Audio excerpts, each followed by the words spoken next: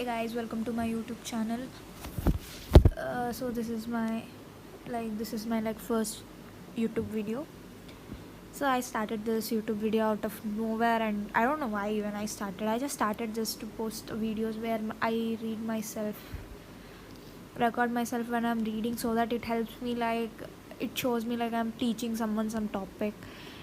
There is this study technique where if you don't know any topic, if you teach someone who doesn't know it, you know it very well.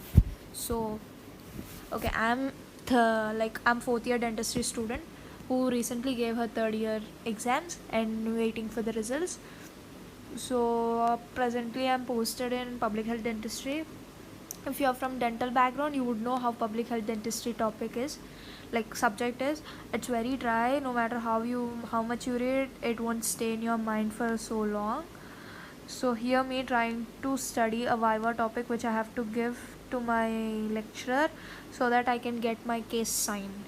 So yeah, she gave me a topic of difference between cohort study and control study. First, let's see what is cohort study and control study. Cohort study is a longitudinal study. It is another type of analytical study. Cohort study is nothing but it's a type of a study which we do in epidemiology.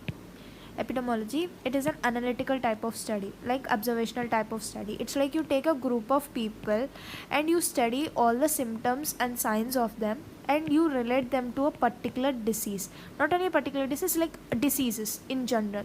Like if you take a group of people who have cough and who have fever, and you study them and you relate them, like they may have typhoid, they may have dengue, like that.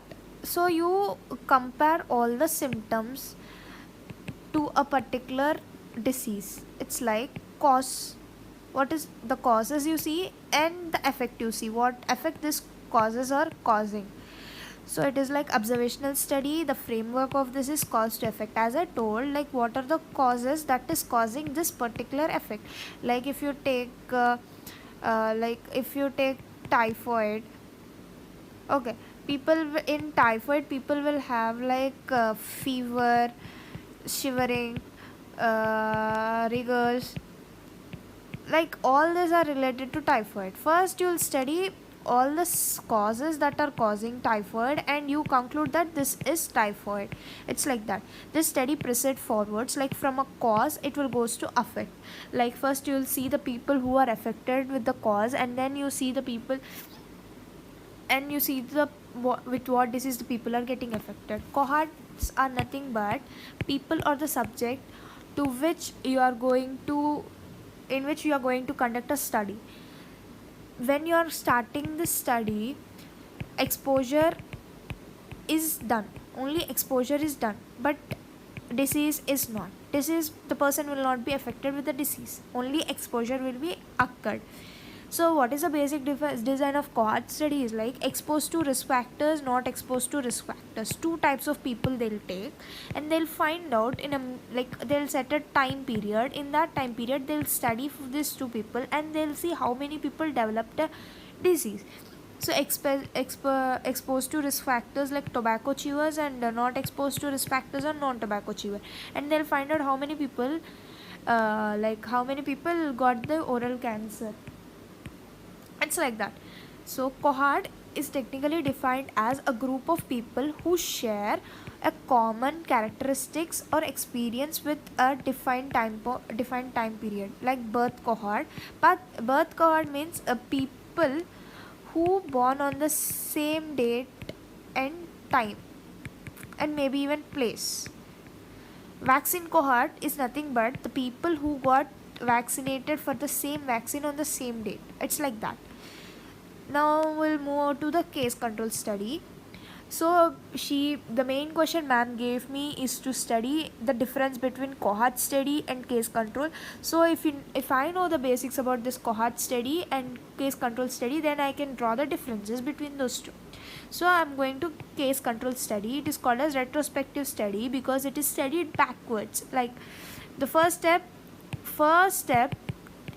to test casual hypothesis. If anyone wants to test a casual hypothesis, like if someone tell tobacco chewing causes cancer, that is a if you take that as a casual hypothesis, then case control study is something, that study which we take as a first step to test this casual hypothesis, that the hypothesis which I made, like tobacco chewing causes cancer, oral cancer. It is called retrospective study because it is studied backward, which means effect to cause.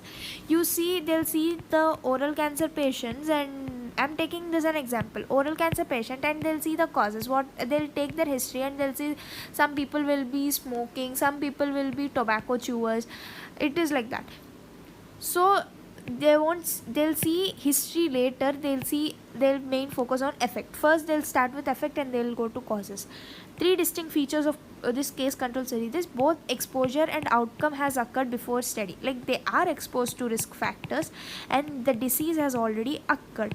Both exposure and outcome has occurred before study, and before they start a study, they'll collect the people who are already exposed and they have the disease. Okay, this proceeds backward from effect to cause, as I told before. They use control or comparison group to support or refute an inference. So if they take, I'll tell down, like tobacco causes oral cancer in smoking. If they want to prove this, they'll basically design cases and controls. Cases are like people who are having oral cancer, and controls are who don't have oral cancer, and they'll find out how many are exposed to risk factors. Like these people, they'll see history of tobacco chewing, smoking, everything in these people, as well as in these people they'll see, in both these people they'll see.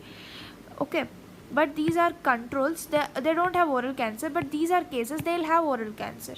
So this is the basic design of cohort study and case control study.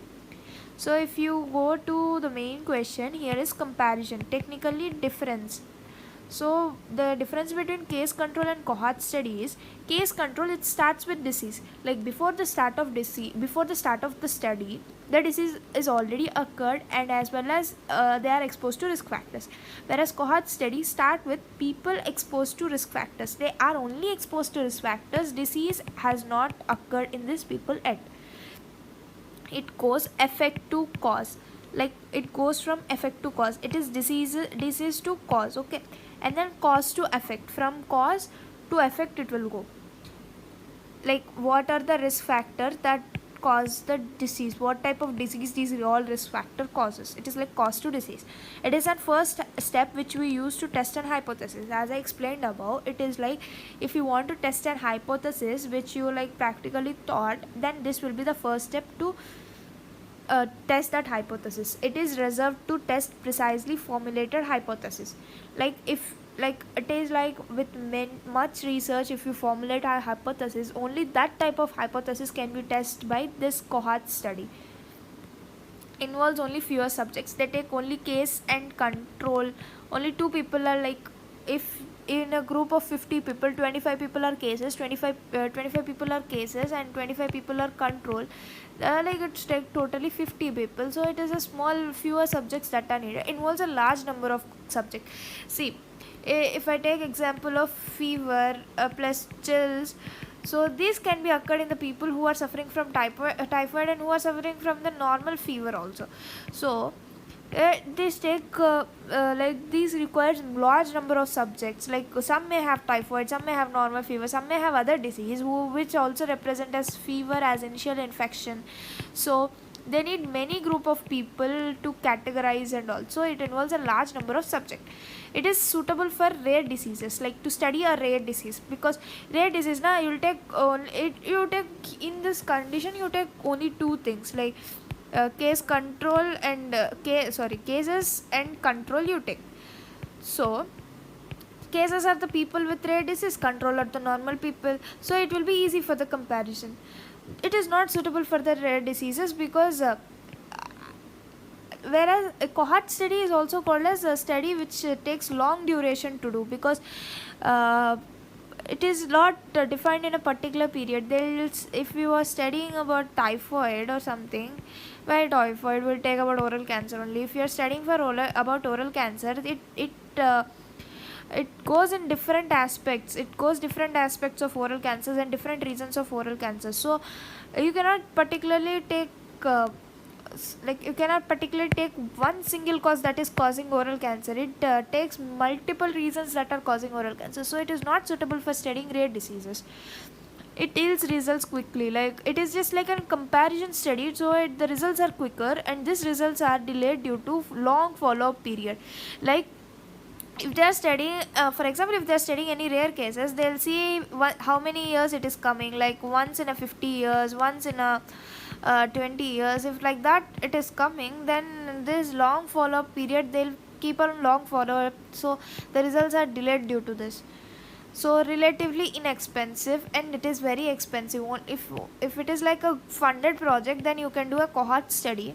If it's not funded, it is better if you go for case control study. Generally gives estimated relative risk only, like it will give only relative risk, like uh, which have more effect on oral cancer. Like smoking may cause lung cancer more than oral cancer, so it will give relative risk of oral cancer by tobacco. Yields relative risk and attribute risk. Attributable risk in the sense it will give exact risk factors which causes the stuff. This study will be very accurate. Mostly it will be accurate. Doesn't give info about diseases other than that of selected for study. If you are selecting a study to study lung, like in this to study a lung cancer, it will give only information about lung cancer and its risk factors that are causing lung cancer.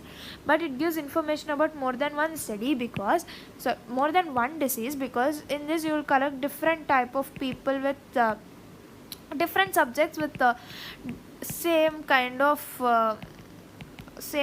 like what you will tell, same kind of features. So it will give info about more than diseases. So I feel a bit confident in this topic. So thanks for sticking around until last. I hope maybe my study a bit helped you, or maybe my ranting this topic may help you. Stay tuned for second topic which I'm going to study is association and causation. Thanks for watching. Hope you subscribe so that I'll get a little more motivation to post every day. Thank you. Bye.